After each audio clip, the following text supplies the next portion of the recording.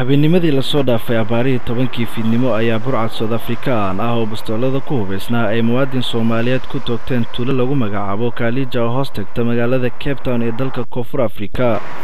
Aweys Ismaaciil Yabar ayaa kooxaha burcadda ay ku dileen meel dibadda ka ah dukaankii uu ka shaqeynayay kadib markii uu telefoon u soo dhacay isla markaana uu la soo baxay banaanka hore ee dukaanka. sida uu TV-ga caalamiga Universal u sheegay mid ka mid ah dhalinyarada ay wada shaqeynayeen muwaadinkan la dilay. asagoo dukaankiisii joogo macaamiisha caawinaya ayaa telefoon ku soo dhacay, telefoonka dibadda ayuu kula baxay, isagoo ku hadlaya telefoonka ayaa tuugo timid waa inaan toogteen, telefoonkii ayay ka qaateen, meeshaas ayaa dhaawac halis ah ka soo gaaray. dhaawacii halista ayuu ku dhintay, qadarta Rabbi ayaa ku dhacday.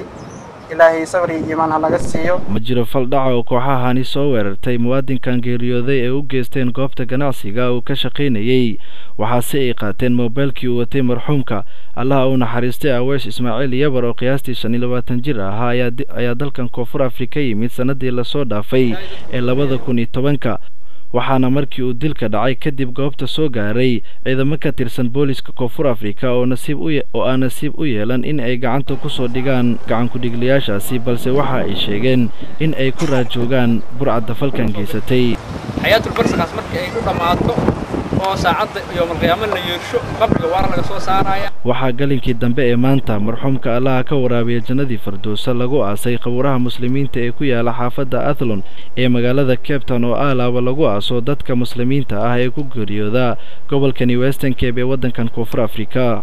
waa muwaadinkii labaad ee Soomaaliyeed oo sanadkan 2011 lagu dilo dalkan Koonfur Afrika, iyadoo bilihii la soo dhaafayna uu hoos u dhacay dilalka joogtada ah ee loo geysan jiray Soomaalida qaxootiga ku ah guud ahaan wadankan Koonfur Afrika. Cabdikariin Mursal Faarax, Universal TV, Cape Town.